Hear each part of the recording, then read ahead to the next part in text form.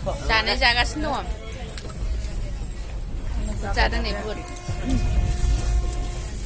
जादों लोगोफोर रुनानै लाबोदों आब'आ लाबोदों रुनानै लाबोदों मोखाङाव दंमोन मोखाङाव दङ एयाव दं सिखाया मोखाङावनो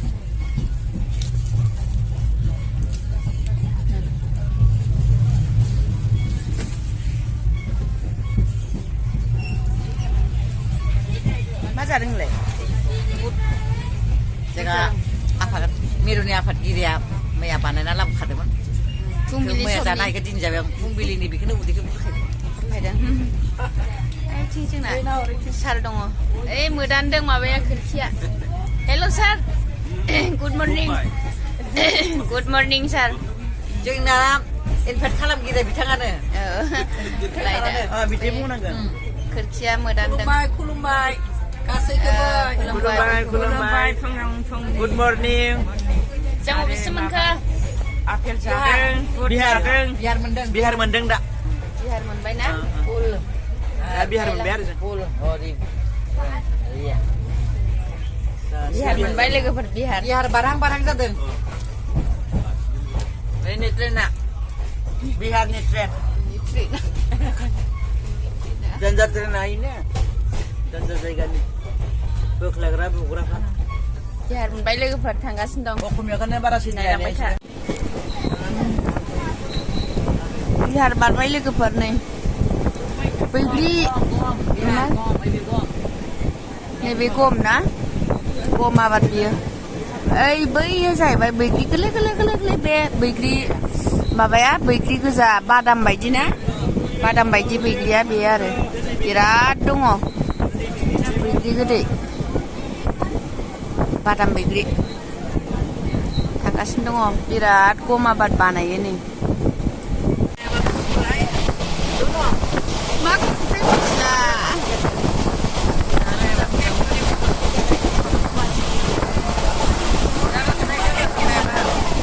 बिराद बैग्रि बिफांखाने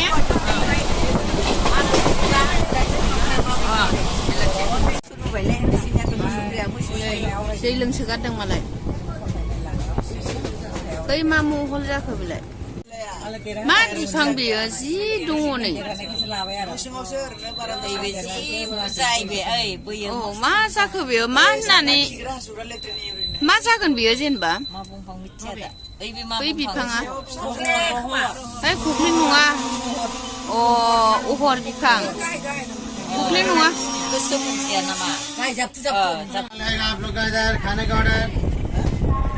उफया दय ना मा होनो उफया दय जंसन मोनबाय लोगोफोर बारा गोजान गैला मोननोसै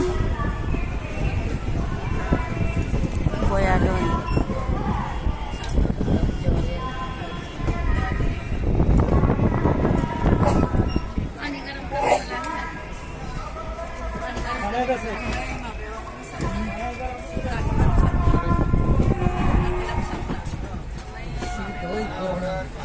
गिदिरानो जंसना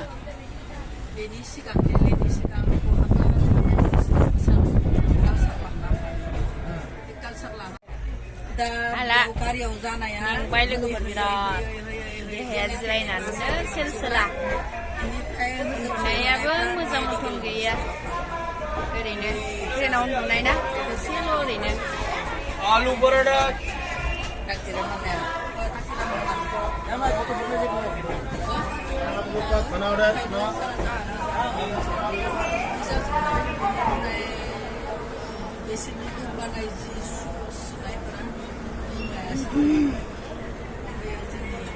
माला मोनहैबावो ओंखामबो फैबाय सहैबावो जाखो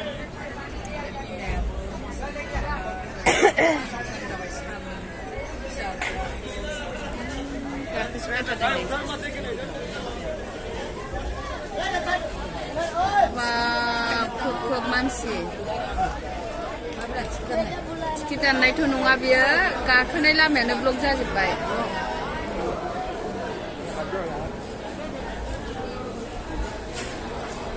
बारा खोरखि सेराव भिडिअ खालामजाबाय थानाय नङाहाय लोगोफोर गिलायलाङो आङो मबाइला साबख'नानै लांजाबायनो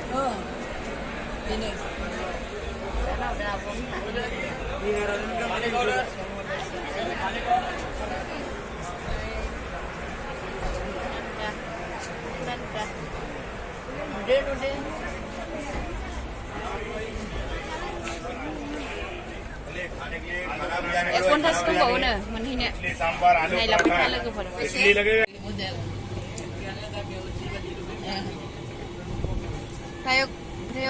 फ्रेयगरास मोनफैबाय लोगोफोर फ्रेयगरास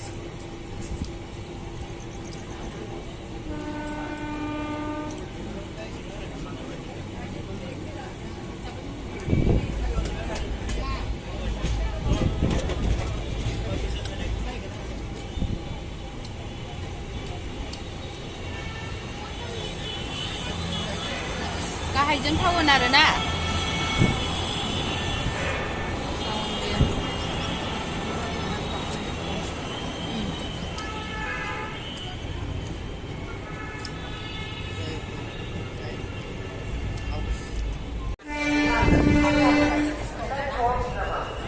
मोनफैबाय लोगोफोर नै ओरैबायदि मानसि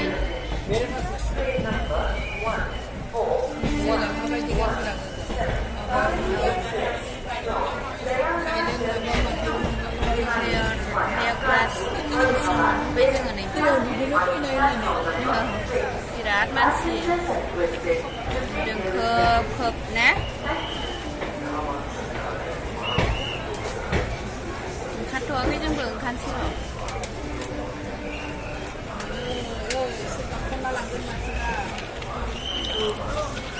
मानसिफ्रा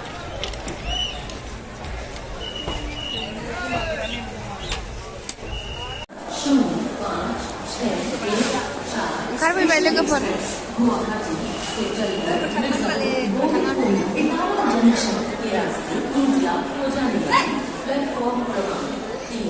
ओंखारबाय नै लोगोफ्रा माखासेखौ नेनोसै जोङो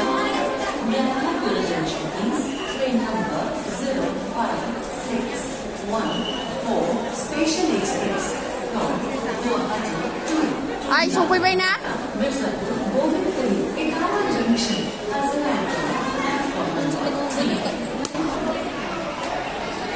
ओरैबायदि मानसिखा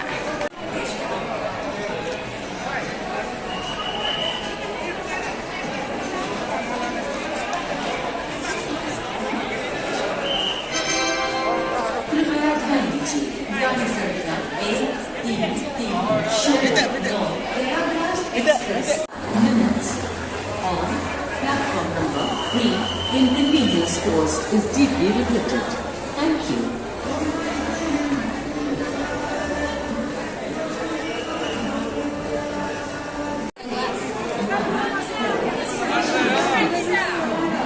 समायनो थाथ'बाय नै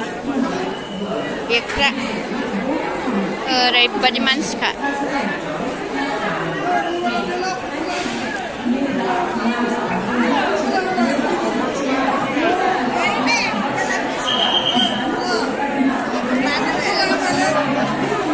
आदाया जोंना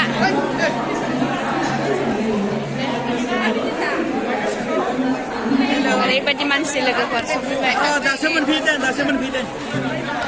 मानसिजों मानसिथार आइ आब' ओंखाम उखैयाखै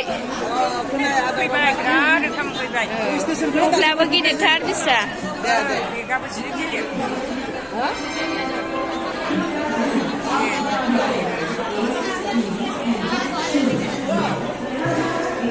नोंनालाय बहा थाखो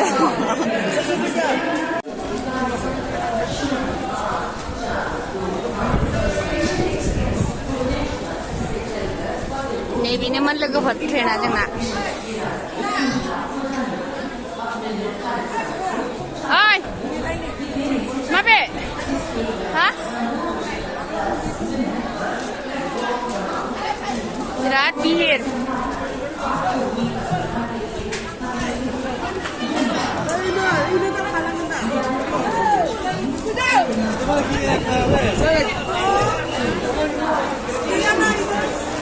बे गासैबो जोंनि जोब लोगोफोर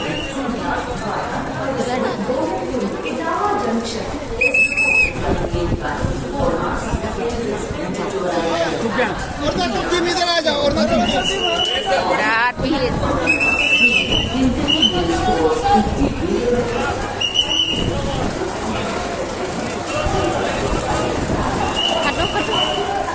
थालांबाय खाद' मादै एसे दावखोलाय मादै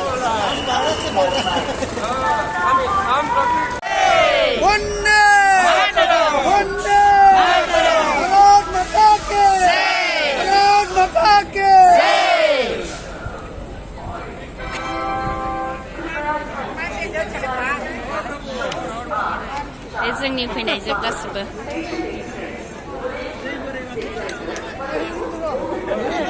सौफैबाय बोराइ बाथौनि जय बोराइ बाथौनि जय बोराइ बाथौनि जय आलो गोजोन सौफैनो हानायनि जय मोजाङै मोजां सौहैफिननो हाथोंनि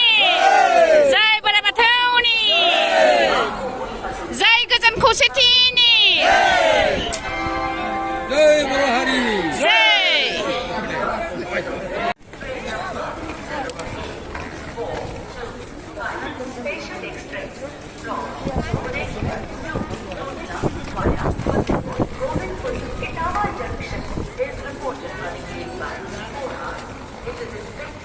गासिबो जोंनि जोब लोगोफोर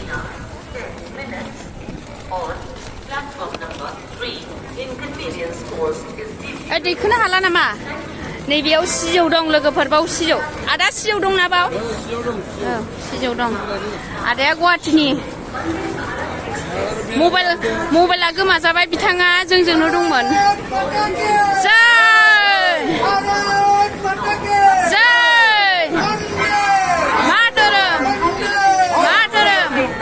जय बोराइ बाथौनि जय बोराइ बाथौनि जय गोजोन खौसेथिनि जय आलो गोजोननि जय मोजाङै मोजां सहैफिननो हाथोंनि जय महाकुम्भनि जय बर' हारिनि जय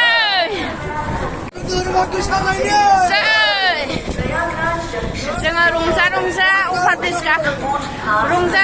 अफार ब्रिज गाखोदों लोगोफोर बोराइ बाथौखौ मोजाङै मोजां सफैनो हाबाय आरो मोजाङै मोजां सहैफिननो हाथों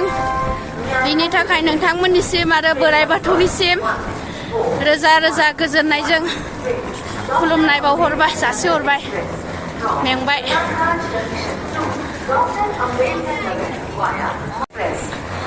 Prayagraj junction to Bhiwani via Kanpur Farrukhabad is standing on platform number 6. Passengers are requested to take their respective seats.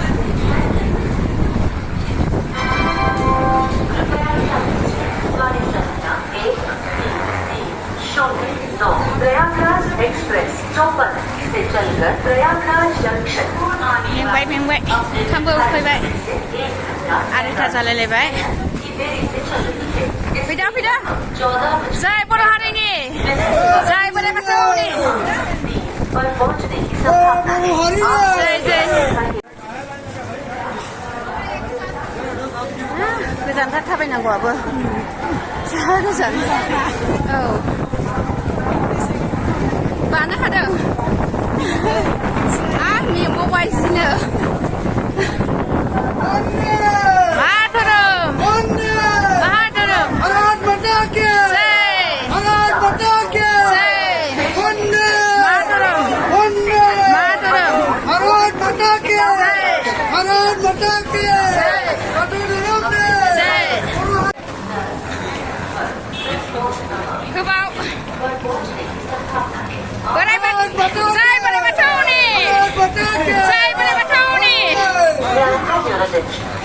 Train number 08425 Special Express Bharat माता की जय बोराइ बाथौनि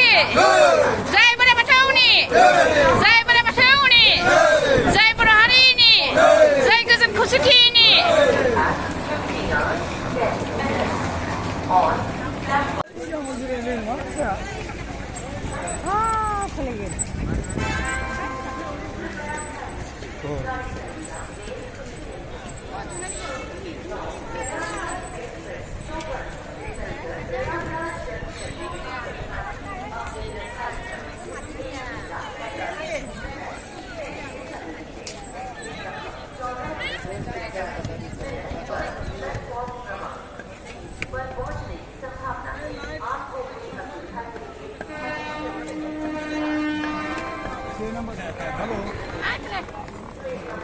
छः नंबर सिविल लाइन में है।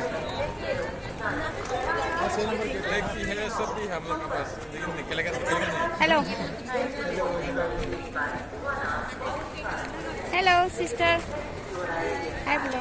थैंक यू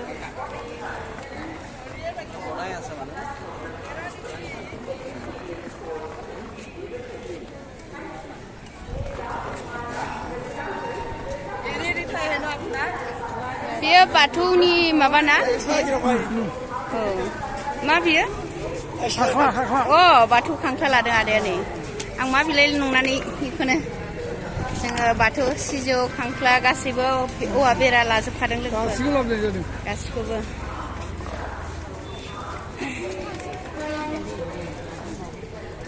जाबाय गाहाय जाबाय गोजौयै नोंखौ नुरा बेखौ नुबाय र' हेलौ सिस्टार मेङाखै मेंबायलै बिराद मेंबायना मेंबाय ओंखामबो जायाखैना गारिया मा मोनगोन ना मोना ओंखामखौ जामारदिया जायासै बायद' जोंहा जानानै औ जायासै जोङो लागे मा होनो समफ्रेमफोरखौनो आधा किजि समफ्रेमखौ मोनगोन खालियामोन जोंबो ग्रेनाला